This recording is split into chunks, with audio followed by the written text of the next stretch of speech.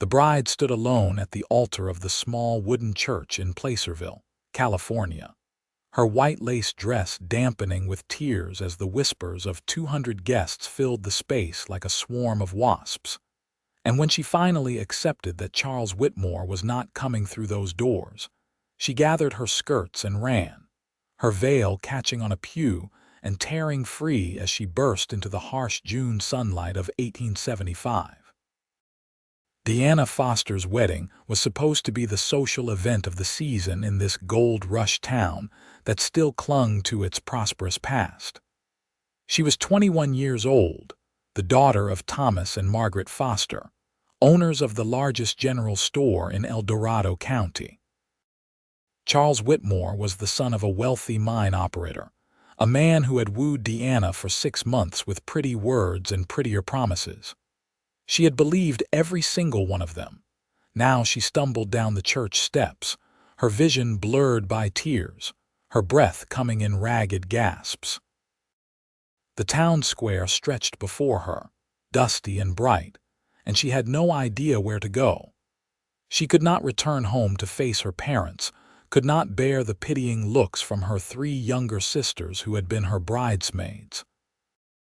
She could not stomach the thought of her mother's carefully planned reception sitting untouched in the town hall, the cake growing stale, the punch growing warm. Deanna ran blindly down Main Street, her white dress trailing in the dirt, attracting stares from shopkeepers and miners and families out for their Saturday business. She heard someone call her name but did not stop. Her lungs burned. Her corset felt too tight. The world spun around her in shades of brown and gold and merciless blue sky. She made it to the edge of town before her legs gave out. She collapsed near a hitching post outside the last building on the road, her dress pooling around her like spilled milk. She buried her face in her hands and sobbed, great heaving cries that came from somewhere deep in her chest.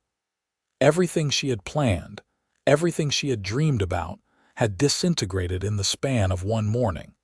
The sound of hoofbeats barely registered until they stopped nearby. Deanna did not look up. She did not care who saw her anymore. Her humiliation was complete. "Madam," the voice was deep, gentle, unfamiliar. "Are you hurt?" Deanna shook her head without raising it. "Please just go away." There was a pause. She heard boots hit the ground, heard spurs jingle softly. "I cannot in good conscience leave a lady crying in the street." "Then your conscience will have to suffer," Deanna said, her voice muffled by her hands. "I want to be alone." "In a wedding dress?" the man asked. "That seems like there is a story there and probably not a good one." Despite everything, Deanna let out a sound that was half laugh, half sob.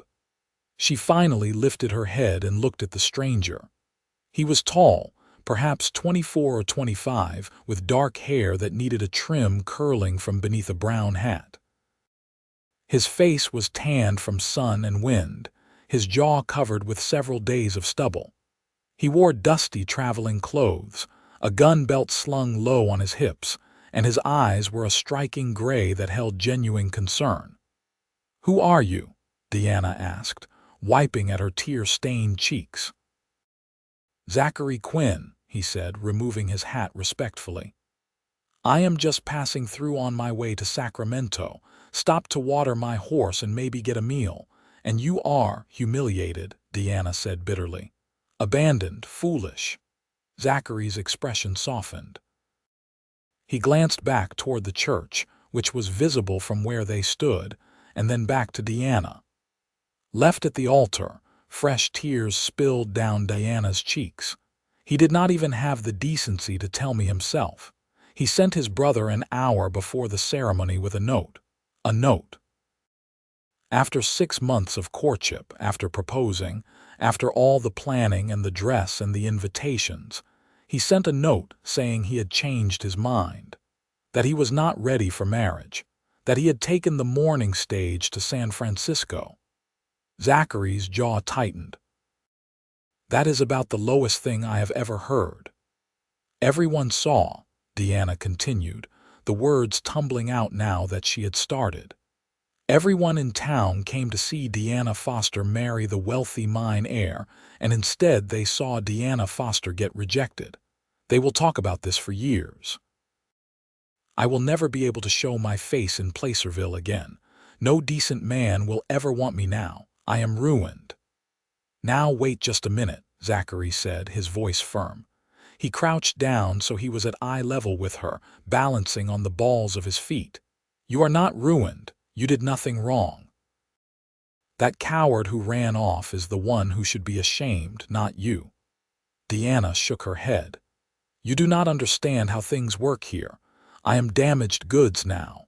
Everyone will assume something is wrong with me, that I did something to drive him away. Then everyone in this town is a fool, Zachary said bluntly. Forgive me for being forward, but from what I can see, the only thing wrong here is that you wasted 6 months on a man who did not deserve a single day of your attention. Deanna stared at him. No one had ever spoken to her quite so directly before. You do not even know me. I know enough, Zachary said. I know you are sitting here in the dirt in a wedding dress, crying your heart out. And I know the man who was supposed to marry you ran away like a yellow-bellied coward instead of facing you like a man. His loss is my greatest gain today. Deanna blinked at him through her tears. What? Zachary smiled, and it transformed his entire face, making him look younger and almost boyish despite the stubble and trail dust. I mean, I get to meet you. Deanna, was it? Or do you prefer Miss Diana Foster, she said automatically. And that is a very strange thing to say to someone you just met. Maybe, Zachary agreed. He stood and offered her his hand. But it is the truth. Now, Miss Foster, you cannot sit in the street all day, wedding dress or not. When is the last time you ate? Deanna took his hand without thinking and let him pull her to her feet. His grip was warm and calloused, the hand of someone who worked for a living. This morning, early, I was too nervous to eat much. Then you are coming with me to the hotel restaurant, and you are going to have a proper meal while you decide what you want to do next. I cannot go to the hotel, Deanna protested. I look terrible. Everyone will see. You look like someone who has been crying, which is perfectly understandable under the circumstances, Zachary said. And anyone who wants to say something about it will have to answer to me. He said it so matter-of-factly that Deanna almost believed him. Besides, you need to eat. Your hands are shaking. Deanna looked down and realized he was right. The adrenaline and shock were catching up with her. She felt lightheaded and unsteady on her feet. I do not even know you, she said weakly. Then we will get to know each other over lunch, Zachary said. Come on. I promise I am not a dangerous outlaw or a scoundrel, just a cowboy who cannot stand to see a lady in distress. Something in his voice, some genuine warmth and honesty, made Deanna nod. What did it matter anymore? Her reputation was already destroyed. At least this way she would not faint from hunger in the middle of Main Street. Zachary offered her his arm with old-fashioned courtesy, and Deanna took it. They walked back into town together, and Deanna felt every eye on them. The rejected bride in her soiled wedding dress, being escorted by a dusty stranger. The gossips would have a field day. But Zachary walked with his head high and his shoulders back, as if daring anyone to say a word, and somehow that gave Deanna the courage to do the same. The hotel restaurant was half full when they entered. Conversation stopped. People stared. Deanna felt her cheeks burn, but Zachary simply guided her to a table in the corner and pulled out her chair like she was a queen instead of a jilted bride. Coffee and 2 plates of whatever is hot, Zachary told the waitress, a middle-aged woman named Mrs. Henderson, who Deanna had known her entire life. Mrs. Henderson looked between them with unconcealed curiosity, but nodded. Right away. When she left, Zachary leaned back in his chair and regarded Diana with those steady gray eyes. "So, Miss Foster, tell me about yourself. What do you do when you are not fleeing from terrible weddings?" Diana let out a surprised laugh, quickly covering her mouth. It felt wrong to laugh on what should have been her wedding day, but Zachary's expression was so earnest and his question so absurd that she could not help it. "I work in my family store," she said. "I keep the books, manage inventory, help customers. My father has been teaching me the business side of things. He has 3 daughters and no sons, so someone needs to learn how things work." "That sounds practical," Zachary said, "and you are good at it." "I am very good at it," Deanna said with more confidence than she felt about anything else right now. "I am better with numbers than my father is. I caught an accounting error last month that saved us nearly $50. "That is impressive," Zachary said, and he sounded like he meant it. "So you have a head for business and you look beautiful in a wedding dress. That fellow must have been completely addled to run off." Deanna felt her cheeks heat for a different reason. "You should not say things like that." "Why not? It is true." Zachary shrugged. "I believe in speaking the truth, Miss Foster. Life is too short for anything else."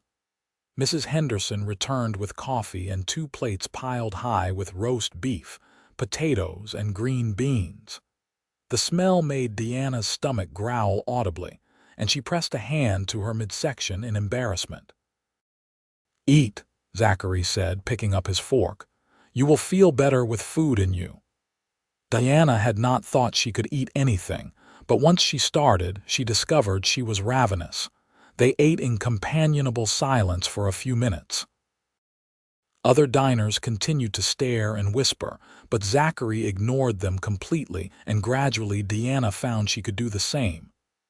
"So," she said after a while, "you said you were heading to Sacramento. Are you a cowboy, a rancher?"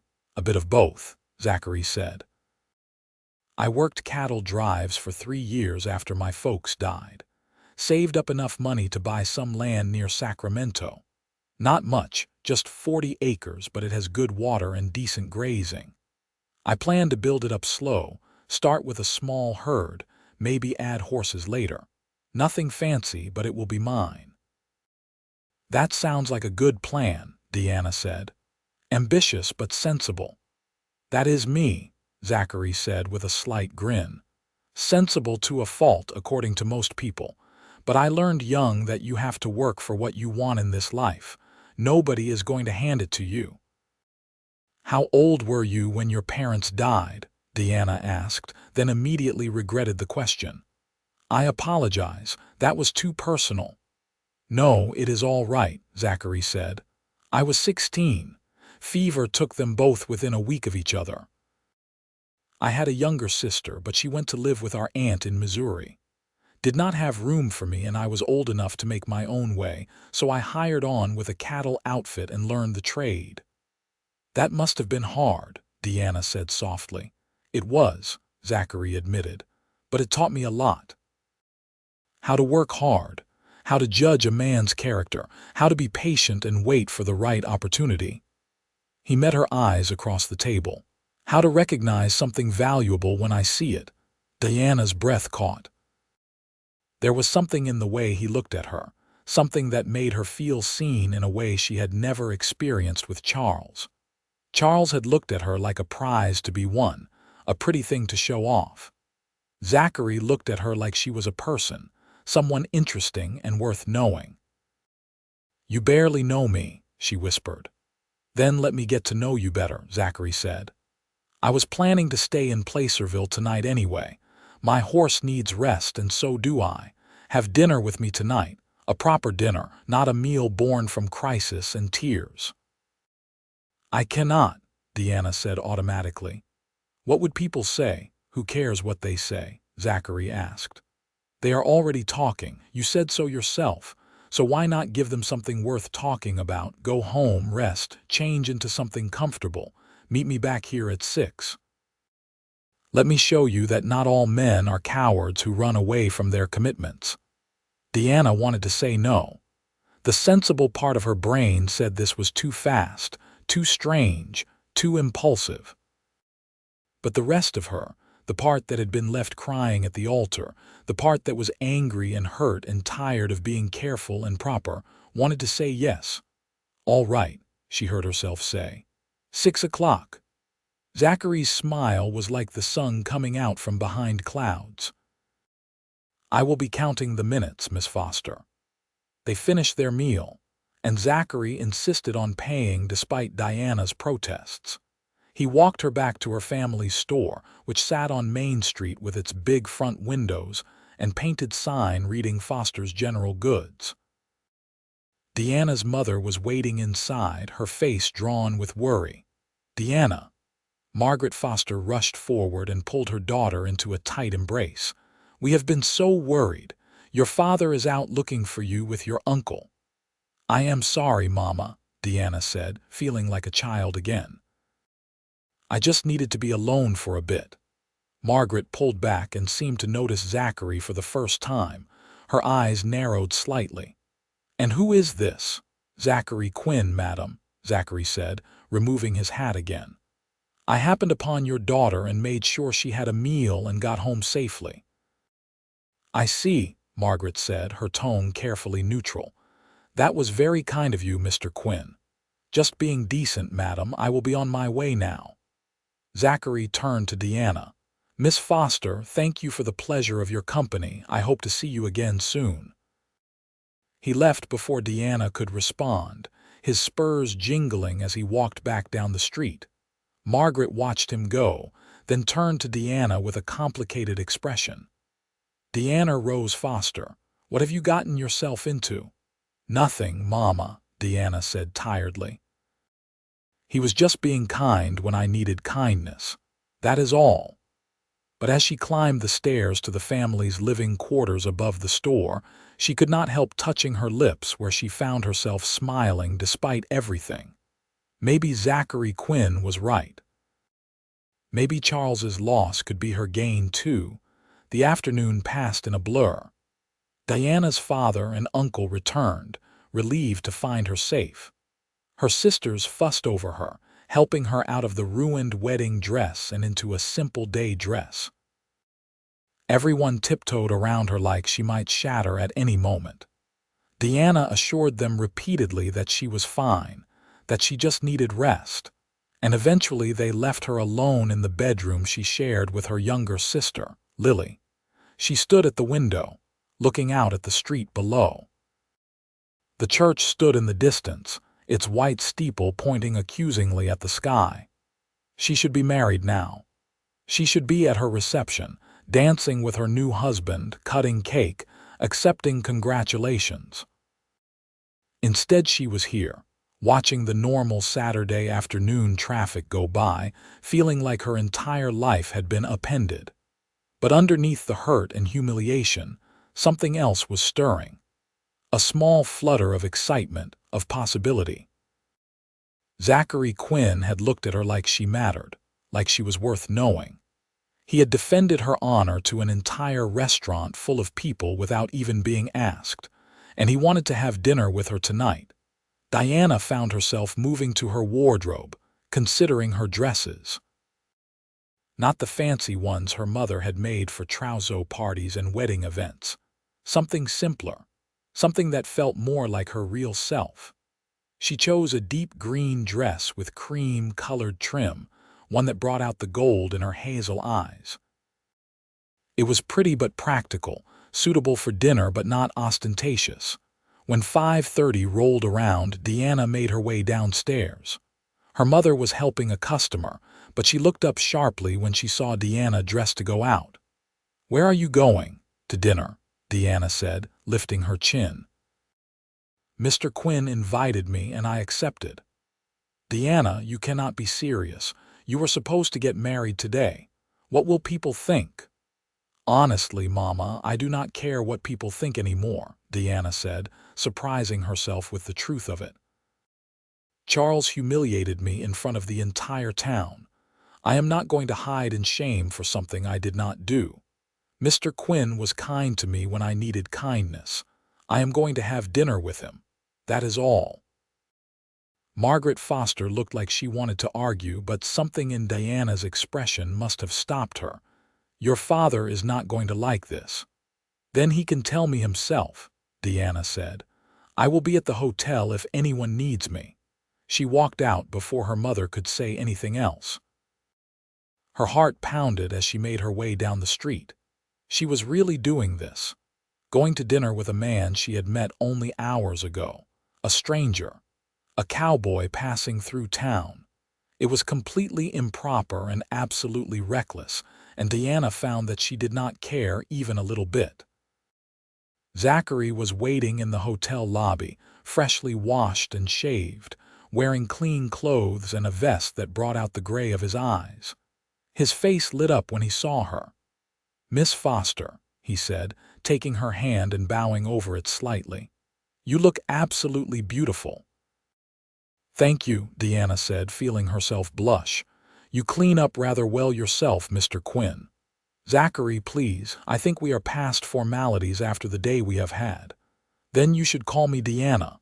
"Diana," he said, like he was testing how it sounded.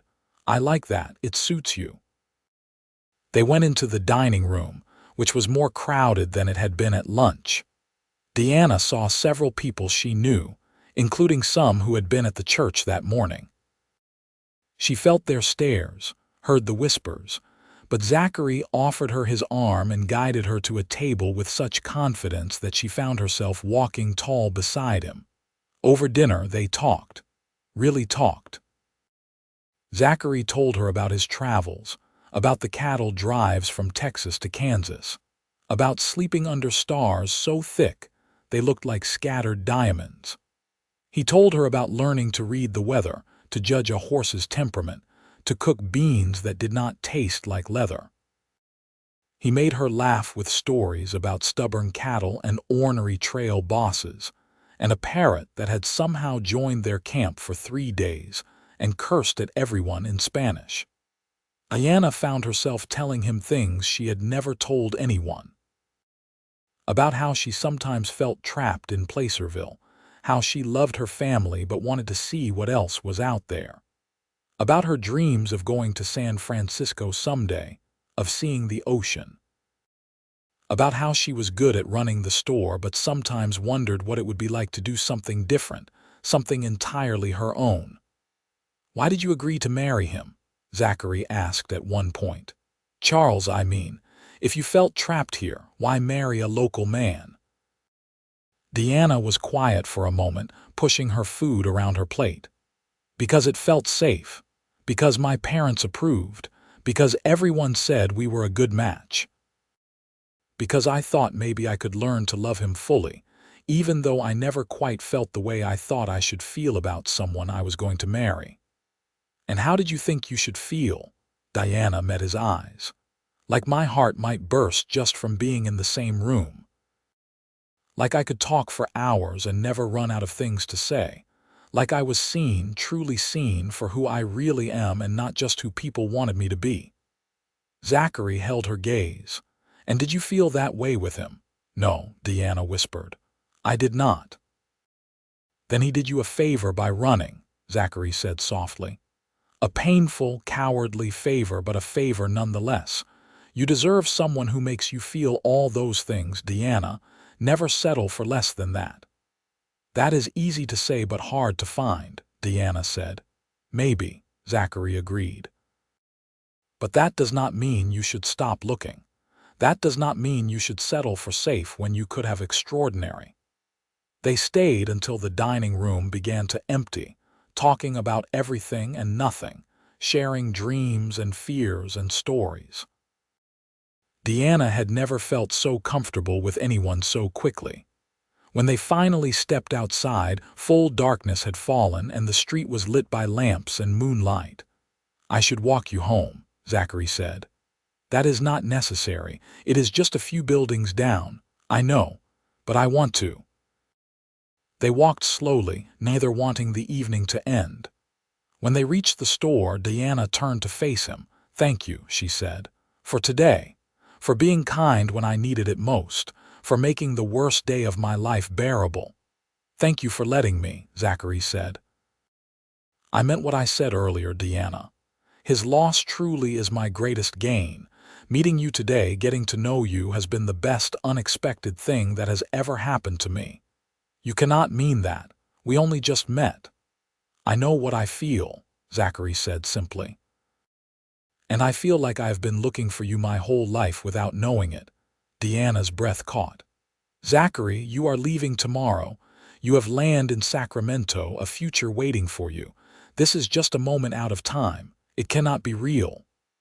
Why not? Zachary asked, stepping closer. Why cannot something real happen in a single day?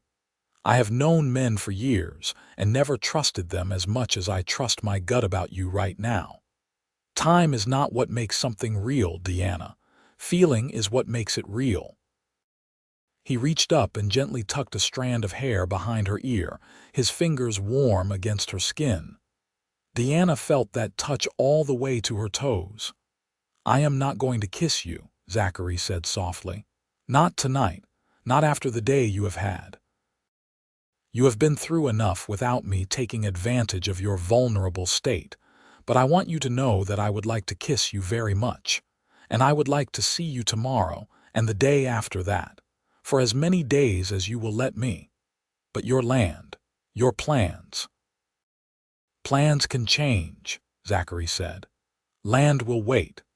I have spent 3 years working toward a future that is all practical and sensible, with no room for anything spontaneous or foolish or wonderful. Then today I met you, and I realized that all my careful plans were missing the most important thing. Someone to share them with, someone who makes me want to build not just a ranch but a home, a life. Diana felt tears prick her eyes, but they were different from the ones she had cried that morning. These were tears of possibility, of hope, of feeling seen and valued and wanted in a way she had never experienced before. I cannot think straight when you say things like that, she whispered. Then do not think, Zachary said. Just feel. What do you feel right now, Deanna? Be honest. Scared, she admitted. Hopeful, confused, happy, terrified, like I am standing on the edge of something huge and I do not know if I should step forward or back away. That is a good start, Zachary said with a small smile. I will take scared and hopeful over indifferent any day. So here is what I propose. I am going to stay in Placerville for a while. I am going to court you properly, the way you deserve to be courted.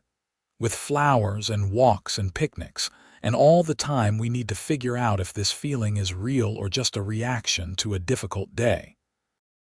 And if at any point you decide this is not what you want, I will respect that and move on. But I think you owe it to yourself to find out. Do you not? Deanna knew she should say no. She should be sensible and careful and protect her already battered heart. But when she looked into Zachary's gray eyes and saw the honesty and warmth there, she found herself nodding. Yes, she said, I think I do. Zachary's smile was radiant. Then I will see you tomorrow. What time does the store close? 6 o'clock. I will be here at 6:30. Wear comfortable shoes. I want to take you somewhere special. Where?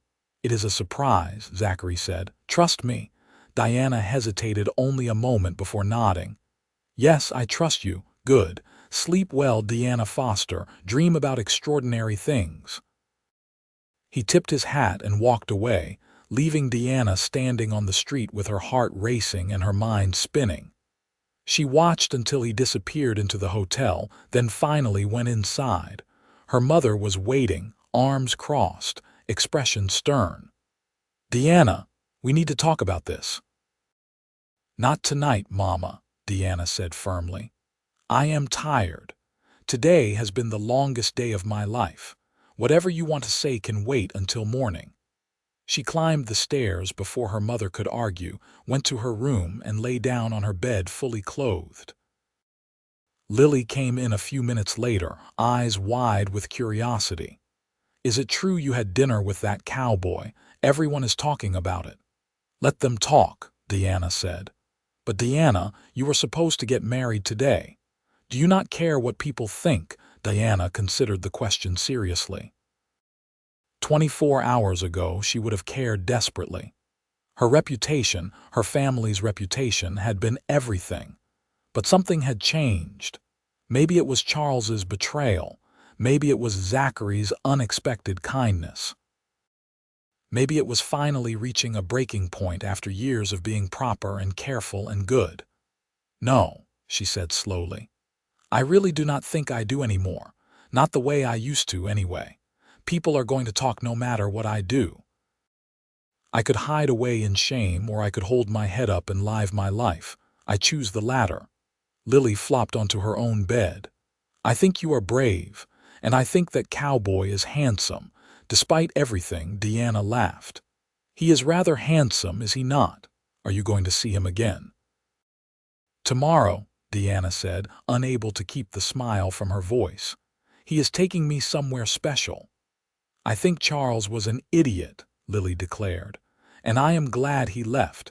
You never smiled like this when you talked about him. Diana rolled over to look at her sister. Lily was 17, pretty and practical and perceptive beyond her years. Did I not? No, you always looked like you were going through the motions, like marriage was just another task to check off a list. But you look alive right now, different, better. Deanna thought about that as she finally changed into her nightgown and got ready for bed. Was Lily right? Had she been going through the motions with Charles, settling for safe over extraordinary? The more she thought about it, the more she realized the answer was yes. She had liked Charles well enough, but she had never felt this electric excitement, this sense of possibility and connection. She fell asleep thinking about gray eyes and honest words, and the feeling of being truly seen for the first time in her life. The next day dawned bright and clear. Deanna woke early, too restless to sleep. She went downstairs to help open the store, enduring her mother's pointed silence and her father's worried looks. Neither of them said anything directly, but the tension was thick enough to cut with a knife. Around mid-morning, a delivery boy arrived with a package for Deanna. She opened it to find a beautiful bouquet of wildflowers, purple and gold and white, tied with a simple ribbon. The note read, "For the bravest woman I know, looking forward to tonight. ZQ." Her mother saw the flowers and pressed her lips together in disapproval, but said nothing. Her father looked troubled. Deanna put the flowers in a vase and set them on the counter where she could see them while she worked. The day passed slowly. Customers came and went, and Deanna felt their curious stares and knew they were talking about her the moment they left. Some were sympathetic, others judgmental, but all of them were intensely interested in the jilted bride who had been seen dining with a handsome stranger the very evening of her failed wedding. Mrs.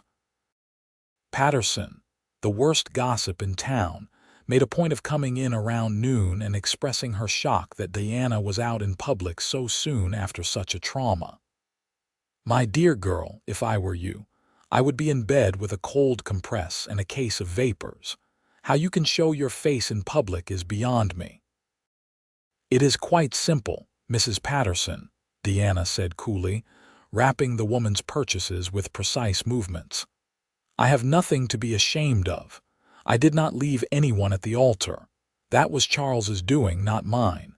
And I refuse to hide away like I committed some crime." "That will be $1.30, please."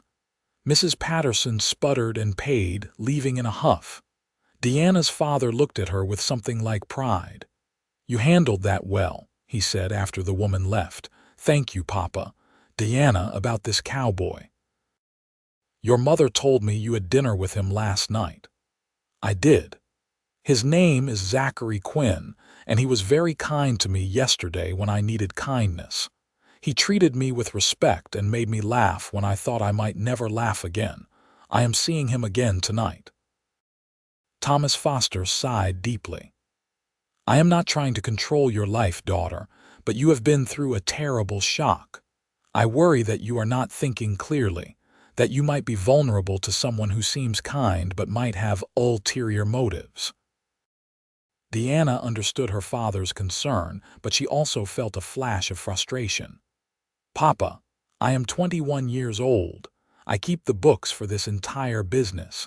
You trust me with money and inventory and customer relations. Can you not also trust me to judge a man's character? That is different.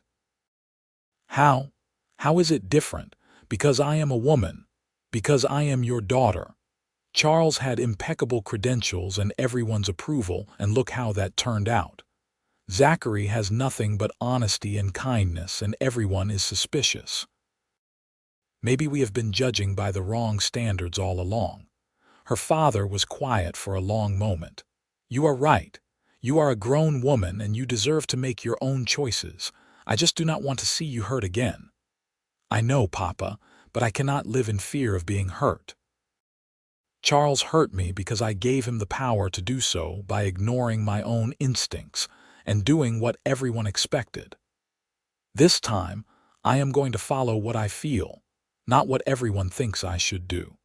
And what I feel is that Zachary Quinn is a good man who might be worth taking a chance on. All right, Thomas said, but I want to meet him properly before this goes any further. Invite him to dinner here tomorrow night. Let me take his measure for myself. I will ask him, Deanna agreed. The afternoon seemed to last forever, but finally 6 o'clock came. Deanna helped close up the store, then rushed upstairs to change into the comfortable dress and sturdy shoes Zachary had requested. She had no idea where he was taking her, but the mystery was thrilling rather than frightening. At precisely 6:30, Zachary knocked on the door downstairs. Deanna hurried down to find him standing in the store looking slightly out of place among the barrels of flour and displays of fabric. He smiled when he saw her. Right on time, he said. My father wants to meet you properly, Deanna said. He has invited you to dinner tomorrow night. I would be honored, Zachary said without hesitation. I understand his concern. If I had a daughter, I would want to know who she was spending time with too. They left the store and walked down Main Street, but instead of heading toward the hotel or any of the restaurants, Zachary led her to the livery stable. His horse, a handsome bay gelding, was saddled and waiting. I thought we could take a ride, Zachary said. There is a place about a mile outside town with the most beautiful view, perfect for watching the sunset. If you are comfortable with that, Deanna had ridden since childhood. I would love to, but I do not have a horse. You can ride with me, Zachary said, if that is acceptable. It was probably scandalous, but Deanna found she did not care. Yes, that is acceptable. Zachary mounted first, then offered Deanna his hand and helped her up behind him. She settled onto the horse's back, her arms around Zachary's waist, her skirts spread as decorously as possible. She could feel the warmth of him through his shirt, the steady strength of him, and it felt both thrilling and safe at the same time. They rode out of town at an easy walk, then picked up speed once they hit the open trail. Deanna had not ridden in months, too busy with wedding preparations, and she had forgotten how much she loved the feeling of wind in her face and freedom in her chest. She laughed aloud, and Zachary turned his head slightly to grin at her. Having fun? Yes. Deanna shouted over the sound of hoofbeats. This is wonderful. They followed a winding trail up into the foothills, climbing gradually until Placerville spread out below them like a toy town. Zachary guided the horse to a flat area shaded by oak trees, with a view that took Deanna's breath away. She could see for miles, the rolling hills gold with summer grass, the darker green of forests beyond, and in the far distance the purple shadows of mountains. Zachary dismounted and helped Deanna down, his hands warm on her waist. She stood for a moment, just taking in the view, feeling like she could breathe properly for the first time since entering the church yesterday morning. This is beautiful, she said. How did you find it? I went for a ride this morning, wanted to clear my head and think. Found this spot and thought of you immediately. Zachary pulled a blanket from his saddlebag and spread it on the ground. Figured it might be nice to get away from town for a bit, away from all the staring and whispering. Deanna sat on the blanket, and Zachary settled beside her. They sat in companionable silence for a while, watching the sun begin its slow descent toward the horizon. "Tell me more about your plans," Deanna said after a while. "Your land in Sacramento, what is it like?" Zachary leaned back on his elbows, his gaze focused on the distance. "It is nothing special to look at right now. Just open grassland with a creek running through it and some oak trees for shade. There is an old cabin, barely more than a shack really, but it is sound enough to live in while I build something better. The previous owner got too old to work it and moved to live with his daughter in San Francisco. Sold it to me for a fair price. It sounds perfect for a ranch. It has potential," Zachary agreed, "but it is going to take years of work to make it into what I envision. Building a house, fences, a barn, starting a herd from scratch, it is not going to be easy or glamorous. Hard work never is," Deanna said, "but it is honest and it is yours. That counts for a lot." Zachary turned to look at her. "Would you want that? A life of hard work and building something from nothing. No fancy houses or social events or any of the comforts you are used to." "I have never been very interested in fancy houses or social events," Deanna said truthfully. "I always felt like I was pretending to care about things that did not matter to me.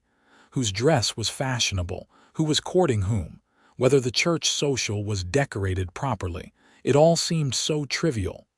What do you care about then?" Deanna thought about it. "Honesty, hard work. Feeling like what I do matters. I like keeping the books at the store because I can see the results of my work. Numbers balance or they do not. Inventory is tracked or it is not. There is something satisfying about that kind of tangible outcome, and I care about people, about genuine connection. About feeling like I am living my life, not just going through motions that someone else decided were proper." "You would fit right in on a ranch then," Zachary said softly, "because that is exactly what ranch life is. Honest work with tangible results. Up before dawn to feed animals.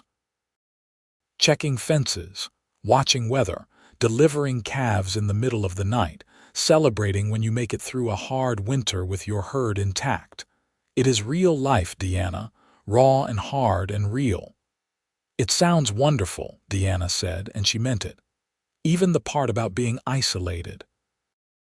The nearest town to my land is about 8 miles. No neighbors for at least 3 miles in any direction. It can get lonely." "Only if you are alone," Deanna said, then blushed at her own boldness. Zachary sat up, his gray eyes intense. "Deanna, I need you to understand something. I am not just making conversation here. I am asking if you could see yourself in that life, with me. I know it is too soon to talk like this. We only met yesterday, but I cannot help it. I look at you and I see everything I did not know I wanted. A partner. Someone smart and capable who would not just tolerate ranch life but embrace it. Someone I could talk to for hours and never get bored. Someone who makes me want to be better than I am." "Zachary," Deanna breathed, overwhelmed by the intensity of his words. "I am not asking you to decide anything right now," Zachary continued. "I know you need time to heal from what Charles did, to figure out what you really want, separate from what just happened. But I want you to know where I stand. I want you to know that his loss truly is my greatest gain.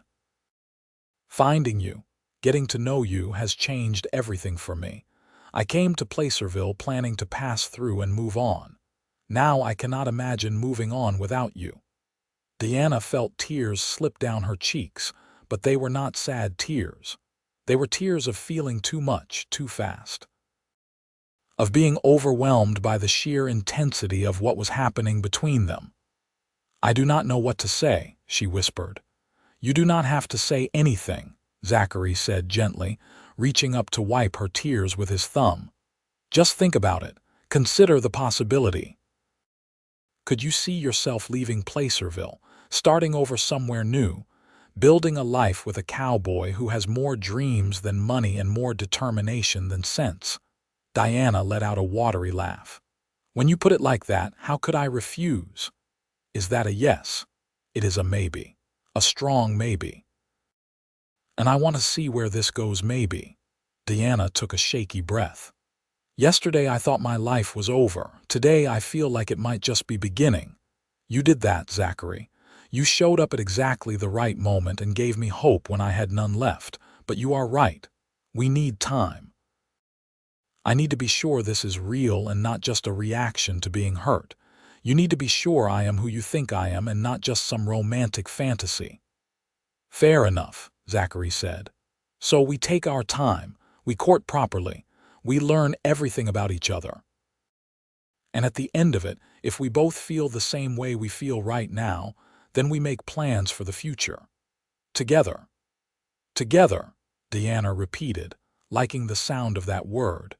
They sat on the blanket until the sun touched the horizon, painting the sky in shades of orange and pink and gold. Zachary told her more about his life on cattle drives, about sleeping under stars and learning to play guitar around campfires. Diana told him about growing up in Placerville, about her sisters and her parents, and the business she had learned from the ground up.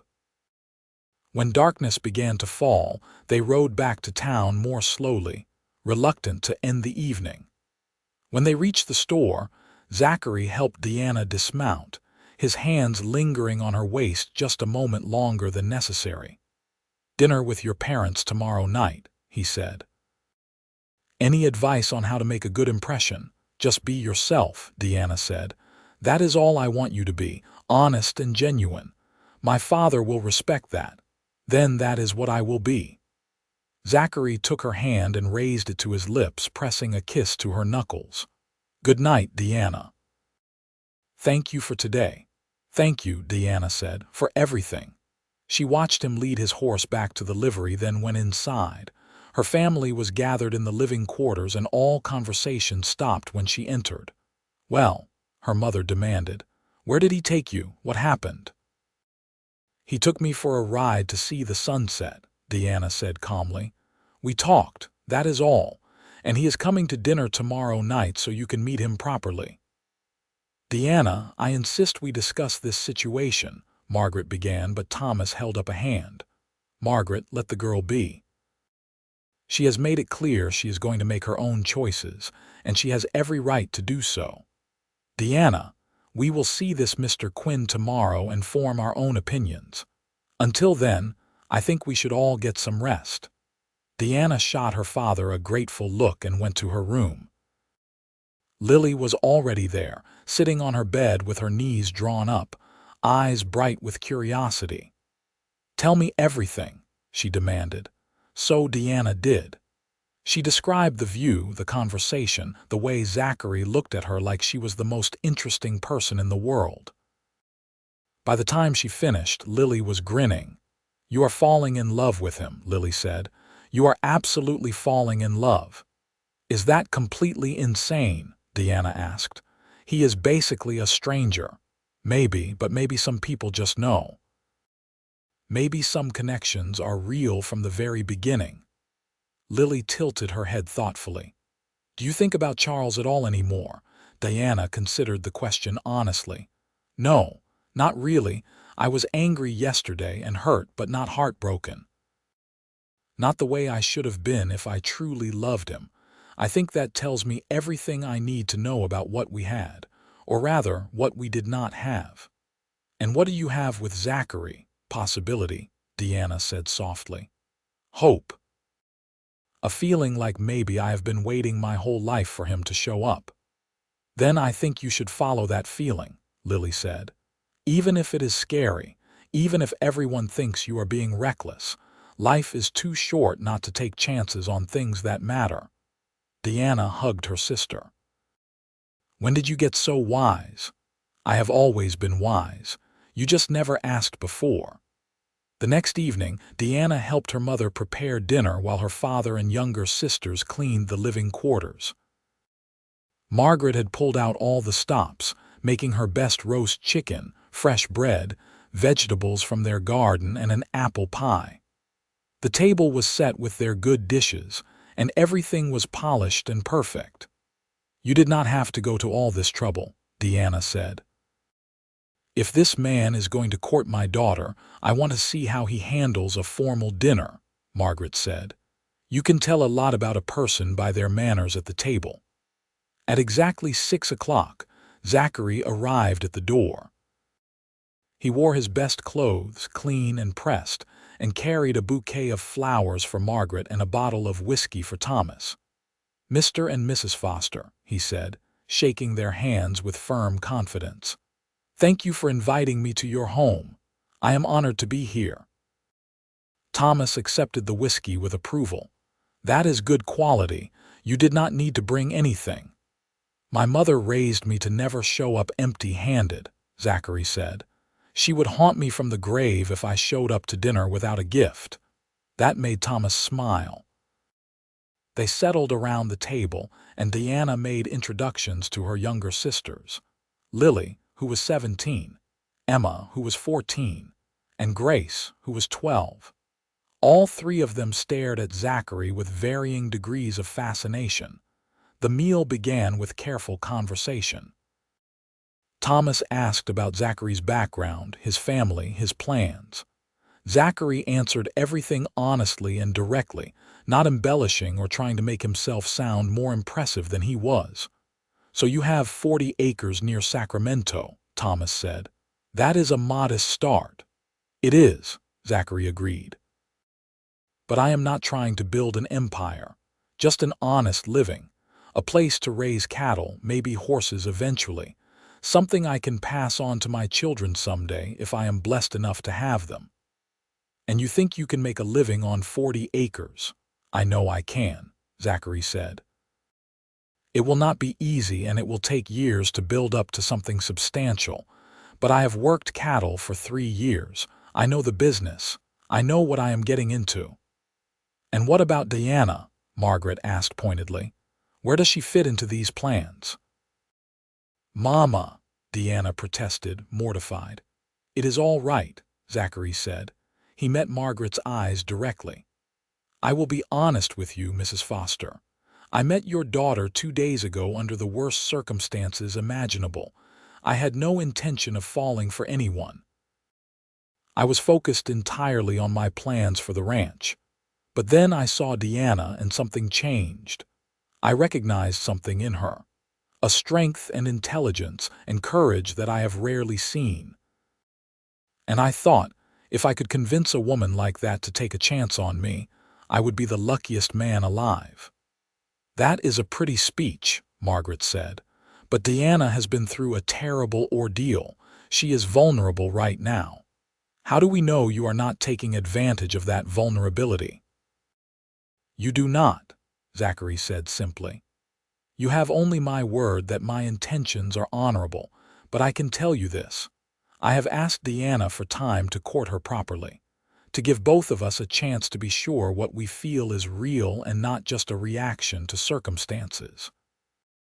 I am not trying to rush her into anything. I just want the opportunity to get to know her better and let her get to know me." "And if she decides you are not what she wants?" Thomas asked. "Then I will respect that and move on," Zachary said. "I would be heartbroken, but I would respect her choice."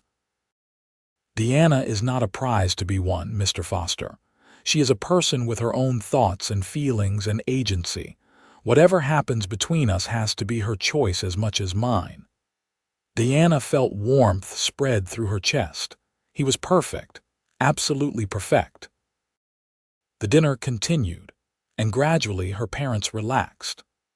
Zachary charmed Emma and Grace with stories about cattle drives, made Lily laugh with his dry sense of humor, and won Margaret over by praising her cooking extensively and sincerely. By the time they finished the apple pie, The atmosphere had shifted from interrogation to genuine conversation. After dinner, Thomas invited Zachary to sit on the porch for a private conversation while the women cleaned up. Deanna watched them go with some trepidation.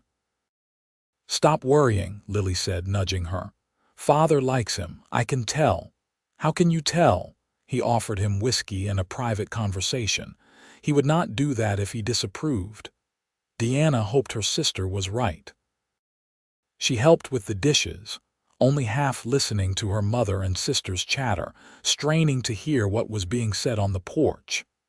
But the men kept their voices low, and she could not make out the words. Finally, Thomas and Zachary came back inside. Thomas looked satisfied and Zachary looked relieved. "Well," Thomas said, "I've given Mr. Quinn permission to court you, Deanna, with the understanding that if you decide at any point that you are not interested, he will respect that decision. And with the expectation that he will conduct himself as a gentleman at all times." "I will, sir," Zachary said. "You have my word." Deanna felt like she might float away from sheer relief and happiness. "Thank you, Papa." After Zachary left, having arranged to take Deanna on a picnic the following afternoon, Thomas pulled her aside. "I like him," he said simply. "He is honest, hardworking, and he clearly cares about you. But Deanna, he is planning to leave Placerville soon. Are you prepared for what that might mean?" "I do not know yet," Deanna admitted, "but I want to find out. Is that all right? It is your life, daughter. I just want you to be happy." Thomas kissed her forehead. "You deserve happiness, with Charles or Zachary or anyone else. Just make sure whoever you choose deserves you." "I will, Papa." The next weeks passed in a blur of happiness such as Deanna had never known. Zachary did not leave Placerville as planned. Instead, he took a job temporarily at the livery stable, working with horses while he courted Deanna properly. They went on picnics and walks. They attended the town dance together, where Deanna danced every dance with Zachary and did not care one bit what anyone said. They spent evenings sitting on her family's porch, talking about everything under the sun. Zachary met Deanna's extended family, her friends, everyone who mattered to her. He proved himself again and again to be exactly what he had claimed: honest, hardworking, kind, and completely devoted to making Deanna happy. Diana, for her part, fell more in love with him every day. She loved his work ethic, the way he treated his horse, the way he helped her father move heavy shipments at the store without being asked.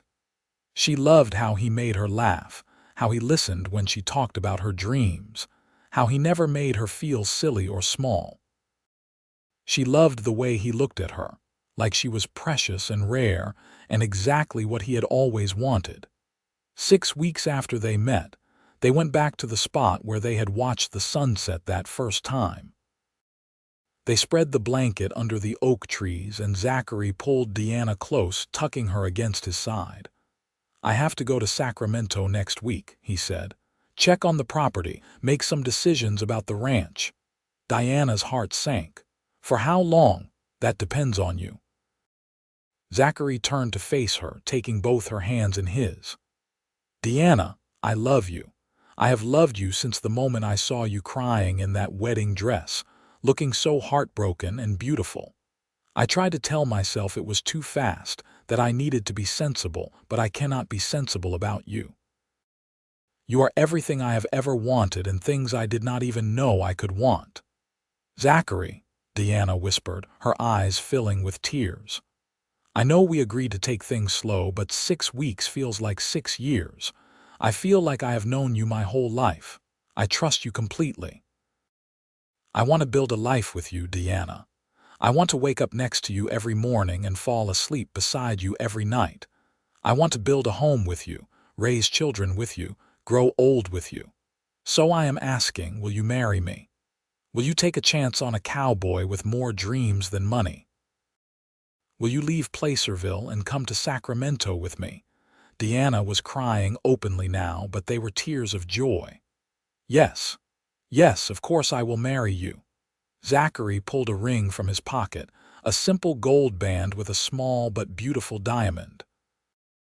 It is not fancy, he said, slipping it onto her finger, but it is real, just like everything between us. It is perfect, Deanna said. Everything about this is perfect. Zachary cupped her face in his hands and finally kissed her. It was everything Deanna had imagined and more. Soft and sweet and full of promise. When they pulled apart, both of them were breathless and grinning like fools. How soon? Zachary asked. How soon will you marry me? As soon as possible, Deanna said. I have already had one big wedding planned. I do not need another. Let us just do something simple. Next week, before you have to leave for Sacramento. You want to get married next week? I want to marry you and go with you to Sacramento and start our life together. I do not want to wait anymore, do you?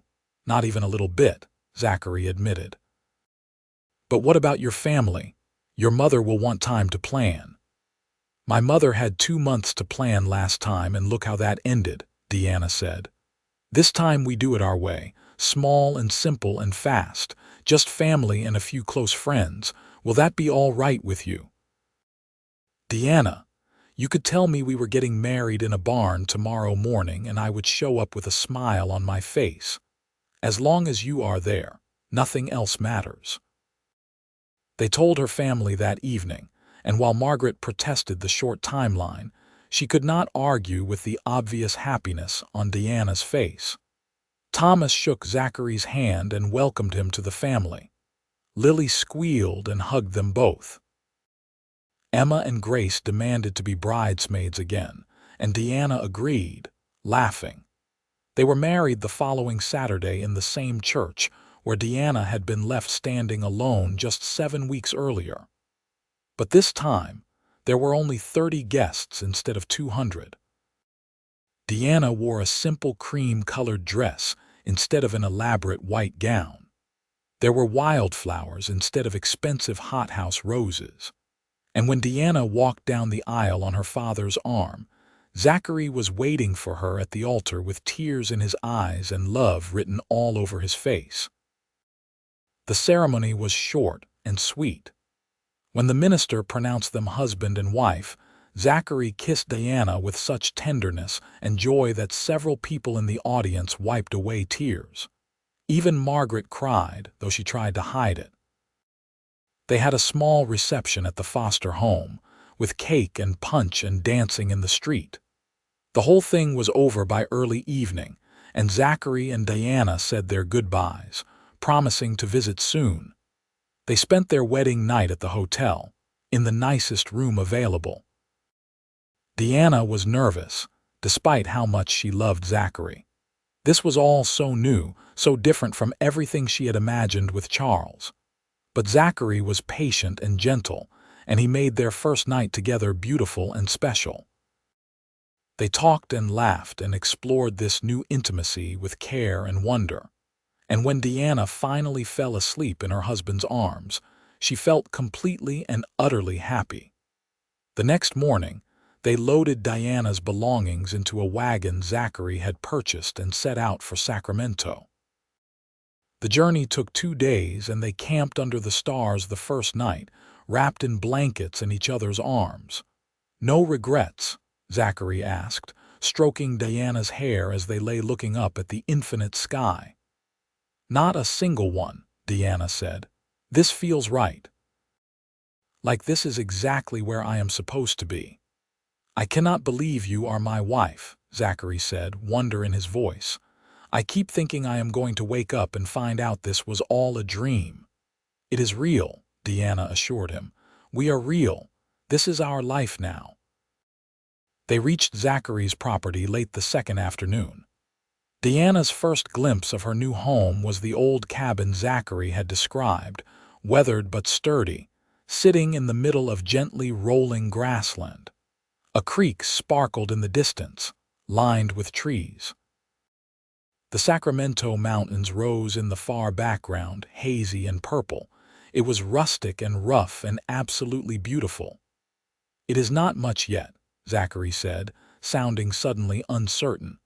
"But we can build something better. I have money saved. We can start construction on a proper house by next spring." "I love it," Deanna said honestly. "I love that it is ours, that we get to build our future here together." The cabin was small, just 2 rooms, but it was clean and serviceable. Zachary had obviously done his best to make it ready for a bride, with fresh bedding and wildflowers in a jar on the table. Deanna walked through the space, already imagining how she would arrange things, what improvements they could make. "The barn is in decent shape," Zachary said, following her. "And there is a chicken coop, though we will need to buy chickens. I have a small herd of cattle being delivered next month. Nothing fancy, just enough to start building a breeding program." "It is going to be wonderful," Deanna said, turning to wrap her arms around his neck. "We are going to make this place into something amazing." "We are," Zachary agreed, kissing her softly. "Together." Their first months as a married couple were hard work but deeply fulfilling. Deanna learned to cook over a wood stove, to keep house without the conveniences she had grown up with, to help with ranch work when Zachary needed an extra pair of hands. She learned to milk cows, to tend chickens, to ride fence lines looking for breaks. Her hands grew calloused, her skin tanned, her muscles grew stronger, but she was happy, deliriously, completely happy. She and Zachary worked side by side every day, building their ranch and their life together. They talked as they worked, sharing thoughts and dreams and plans. In the evenings, they would sit on the cabin's small porch, watching the sunset and counting their blessings. They made love often, learning each other's bodies, growing more comfortable and adventurous. And 3 months after their wedding, Deanna realized she had missed her monthly courses. By the 4th month, there was no doubt. She was pregnant. She told Zachary over dinner one evening, trying to sound casual even though her heart was racing. "So I have some news." "Oh," Zachary looked up from his plate. "Good news or bad news? That depends on your perspective, I suppose." "We are going to have a baby. In June, if my calculations are correct." Zachary's fork clattered to his plate. His eyes went wide, then filled with tears. "Deanna, are you serious? We are going to be parents." "We are," Deanna confirmed, her own eyes stinging. "Are you happy?" "Happy."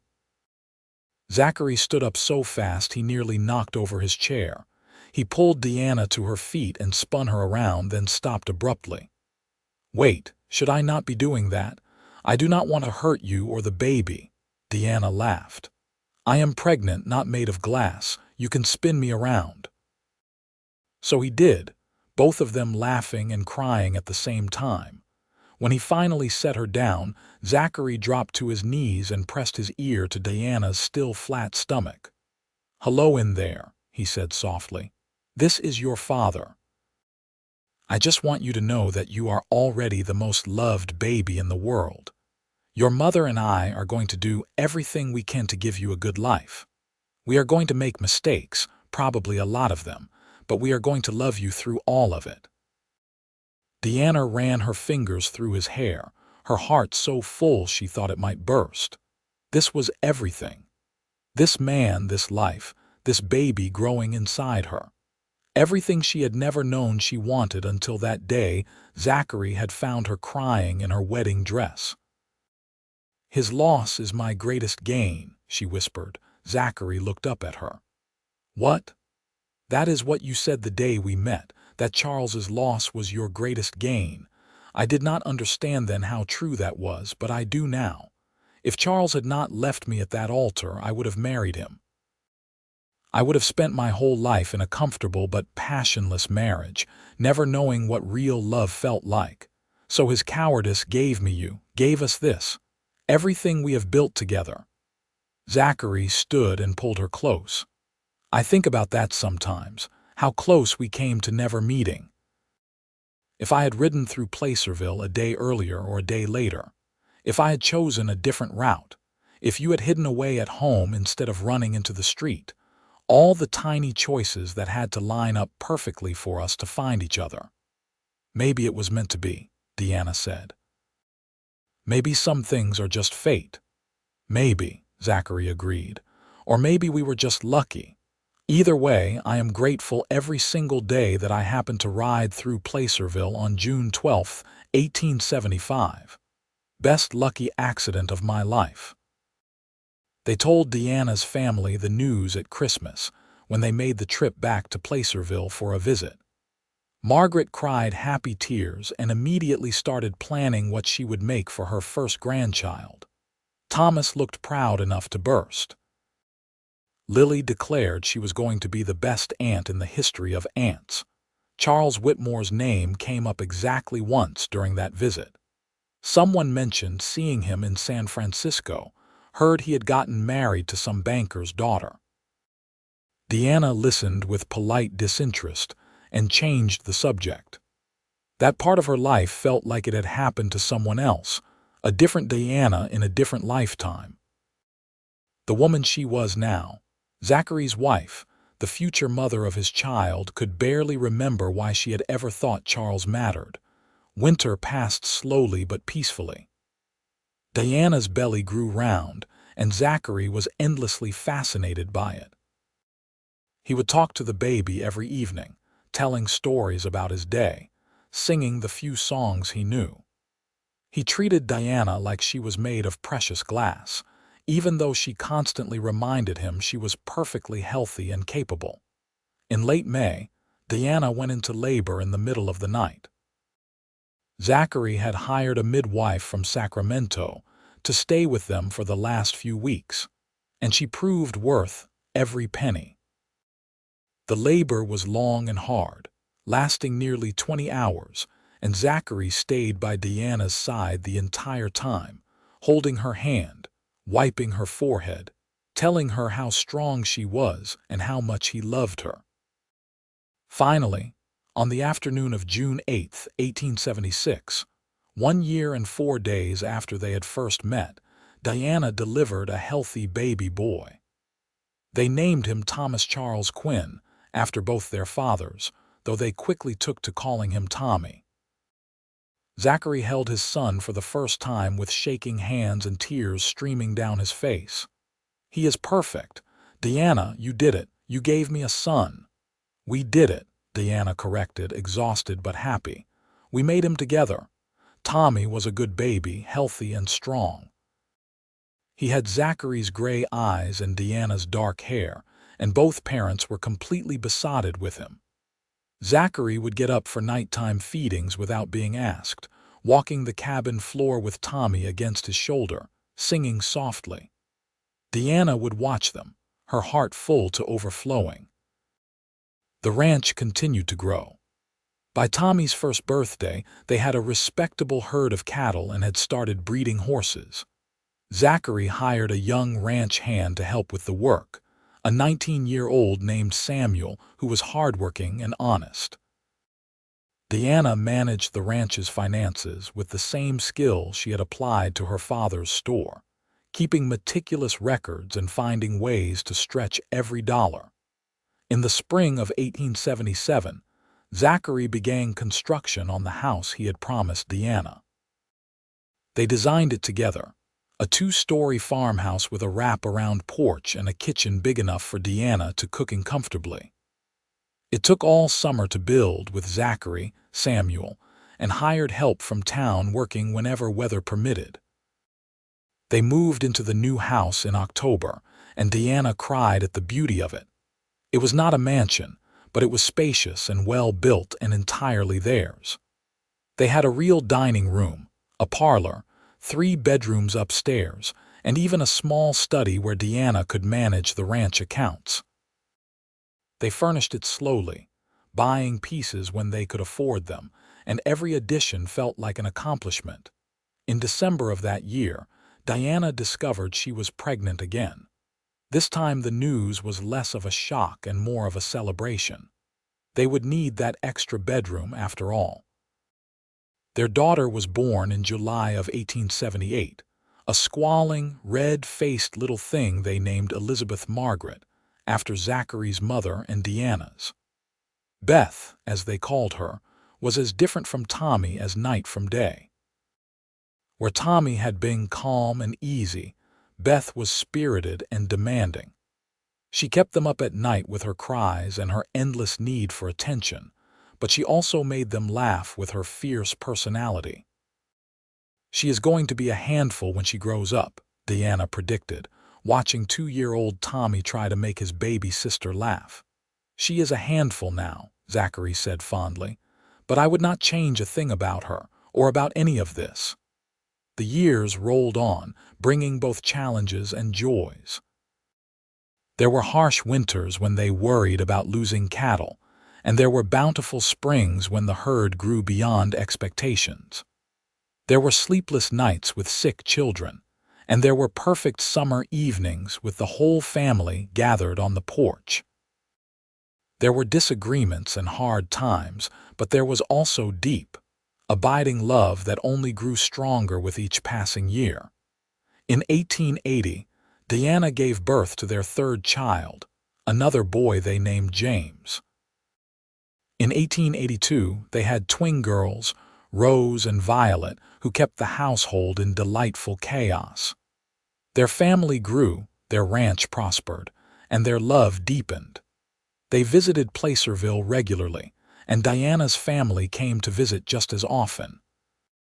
Lily eventually married a lawyer and moved to San Francisco, but she wrote often and visited when she could. Emma and Grace both married local Placerville boys and stayed close to their parents. Thomas Foster passed away in 1885, and Deanna grieved deeply for her father. But she took comfort in knowing he had lived to see her happy, to meet his grandchildren, to know that his decision to trust Zachary had been the right one. As the 1880s turned into the 1890s, Zachary and Diana's ranch became one of the most successful in their part of California.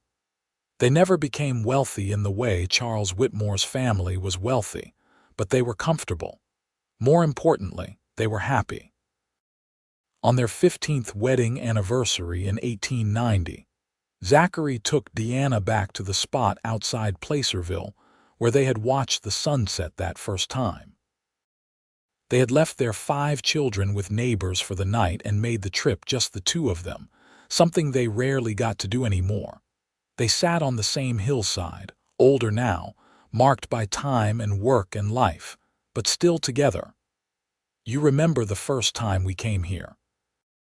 Zachary asked, his arm around Deanna's shoulders. "Of course I remember. You told me I deserved extraordinary instead of safe. You talked about building a life together. I thought you were crazy." "I was crazy," Zachary admitted. "Crazy in love with a woman I had known for 2 days. But I was right too. We did build something extraordinary." "We did," Deanna agreed, leaning her head on his shoulder. 5 children, a successful ranch, a life full of love and purpose. It is more than I ever dreamed of when I was that girl crying in a wedding dress. "Do you ever wonder what would have happened if Charles had not run?" Zachary asked quietly. Diana was silent for a moment, considering. "Sometimes, but not with any real regret. I think I would have been decently happy with him, content, but I never would have known what I was missing. I never would have experienced real love, real partnership, real passion. I am grateful to him for being a coward, Zachary.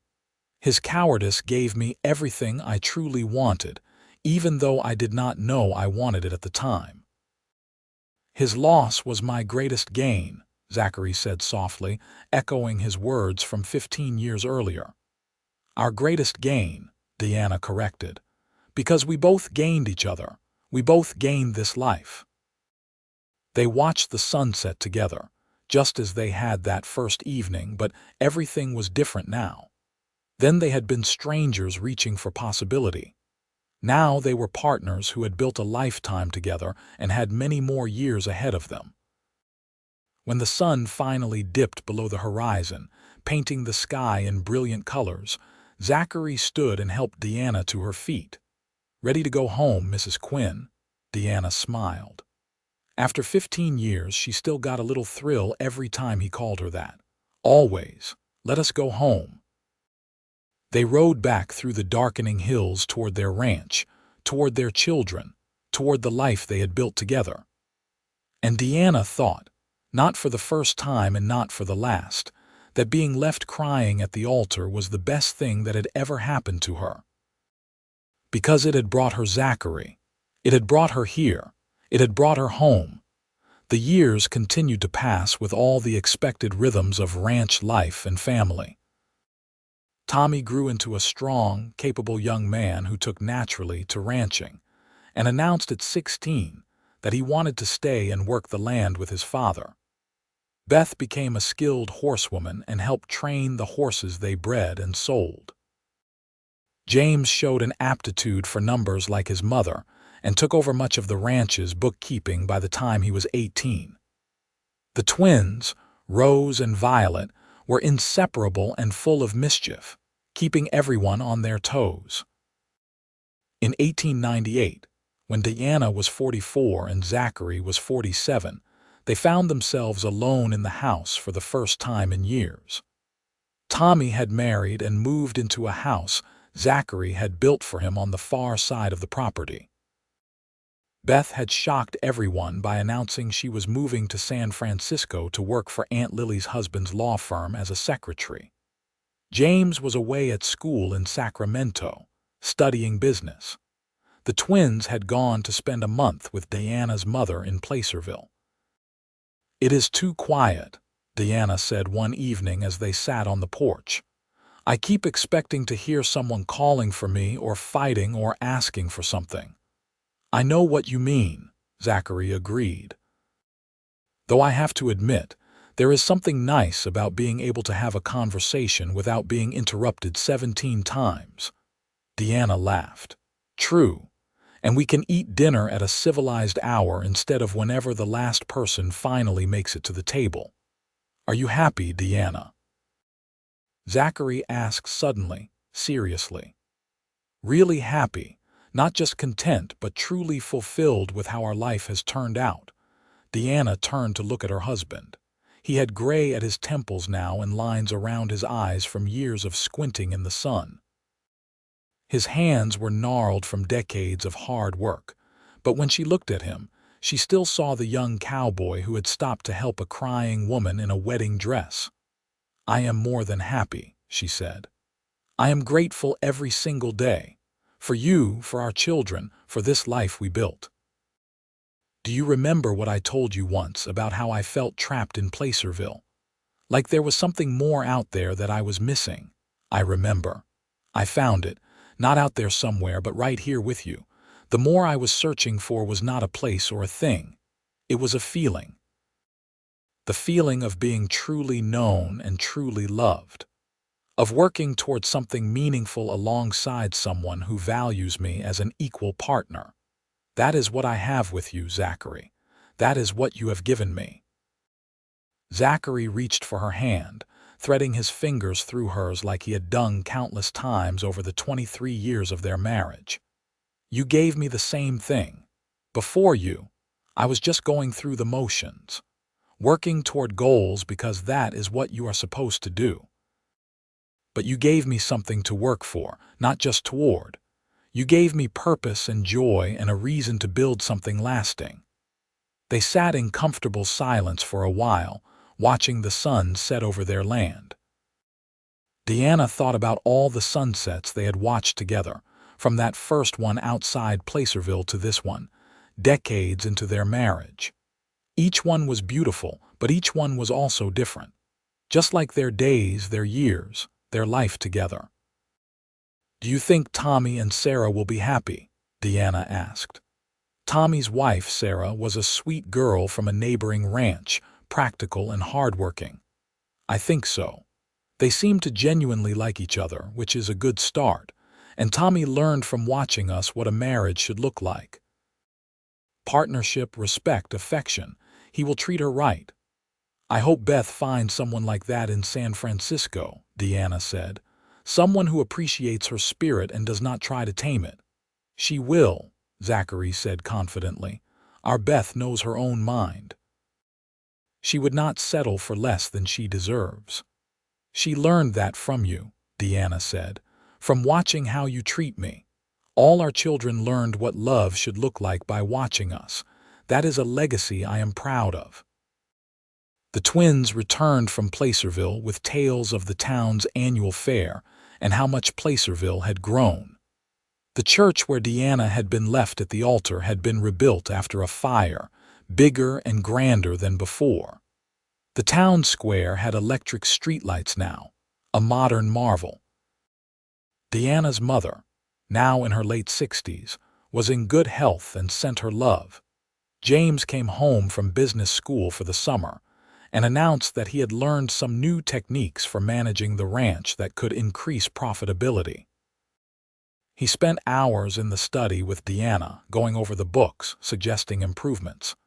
By the end of summer, they had implemented several of his ideas, and they did indeed see better returns. Life continued its steady rhythm. Seasons changed. Children grew. The ranch prospered. Deanna and Zachary grew older but no less devoted to each other. In 1903, Tommy and Sarah gave them their first grandchild, a boy they named Zachary after his grandfather. Deanna cried the first time she held little Zach, overwhelmed by the miracle of it all. Here was the next generation, carrying on what she and Zachary had built. "We are grandparents now," she told Zachary that night. "That makes us officially old." "Speak for yourself," Zachary teased. "I am only 52, plenty of life left in me yet." "Prove it," Deanna said with a mischievous smile, and Zachary did, showing her that age had not diminished the passion between them one bit. Beth came home for a visit in 1904 with surprising news. She had met someone, a lawyer named Robert Chen, whose parents had immigrated from China. They wanted to marry, but Robert was worried about how Deanna and Zachary would react.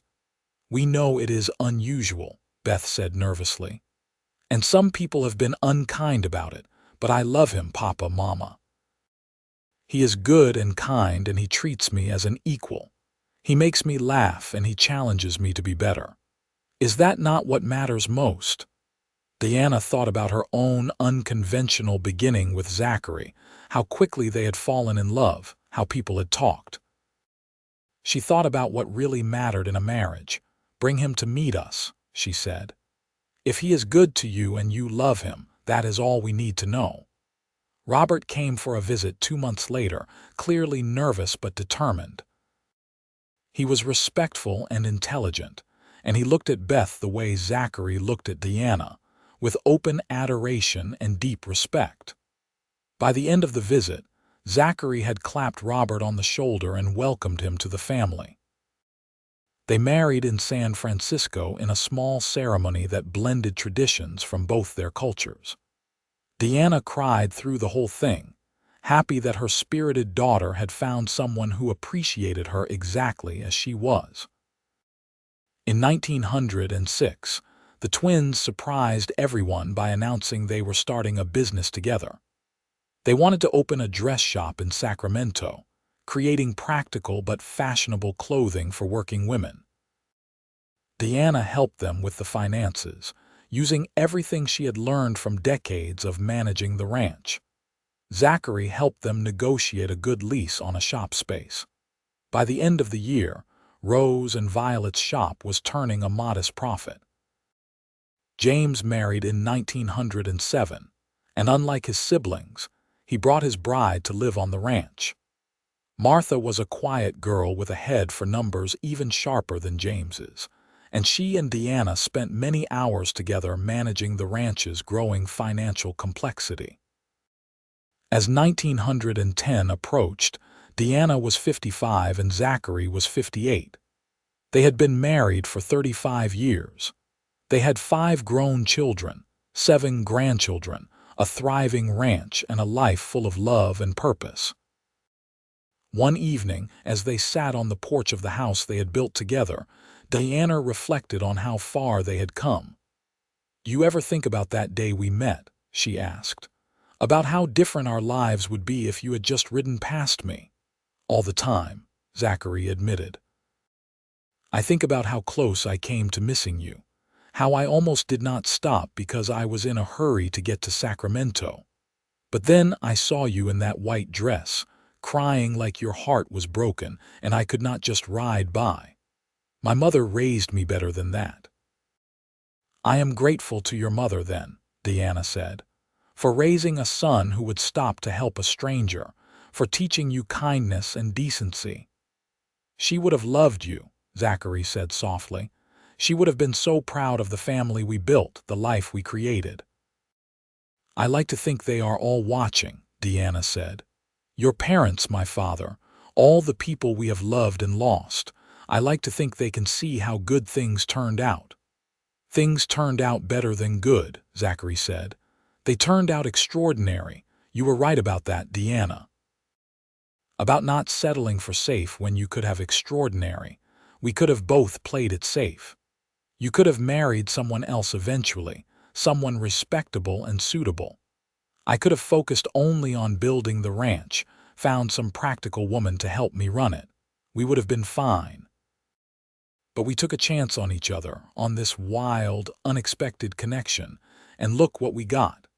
A love story people will probably tell for generations. The rejected bride and the passing cowboy who built an empire together." "Hardly an empire," Deanna protested, laughing. "It is an empire to me," Zachary said. "An empire of love and family and purpose. That is worth more than all the gold in California." Deanna kissed him, soft and sweet, a kiss that held 35 years of love and partnership and shared life. "You are still the poet whose sweet talked me into taking a chance on you. And you are still the bravest, most extraordinary woman I have ever known. I love you, Deanna Quinn. I have loved you every day since June 12, 1875, and I will love you every day until I take my last breath." "And I love you," Deanna whispered. "Thank you for stopping that day. Thank you for seeing me when I felt invisible. Thank you for showing me what love should really feel like. Thank you for taking a chance on a dusty cowboy who had nothing but dreams and determination," Zachary said. "You made all my dreams come true, Deanna, every single one." They sat together as darkness fell, wrapped in each other's arms, surrounded by the land they had built into a home and the love they had nurtured into a legacy. Deanna thought about the young woman she had been, crying in a wedding dress, convinced her life was over. She wished she could go back and tell that girl that her life was actually just beginning, that the best was yet to come, that heartbreak would turn into hope. But she could not go back, and she would not change a thing even if she could. Every moment, every choice, every step had led her here, to this porch, to this man, to this life. And it was all perfectly, beautifully, extraordinarily right. Tommy came by the next morning with little Zach and baby daughter Emma. Sarah was pregnant again, glowing with health and happiness. They stayed for breakfast, the kitchen full of noise and laughter and spilled milk. After they left, Diana and Zachary cleaned up together, moving in the practiced synchronization of decades of partnership. "We did good," Zachary said, drying the last dish. "We did," Deanna agreed. "We really, really did." And as they stood in the kitchen of the house they had built together, in the ranch they had created from nothing, surrounded by the evidence of a life well lived and deeply loved, Deanna knew with absolute certainty that Charles Whitmore leaving her at the altar had not been the worst thing that ever happened to her. It had been the very best, because it had given her Zachary. It had given her this life. It had given her love beyond anything she had imagined possible. His loss had truly been her greatest gain, and she would be grateful for that for the rest of her days.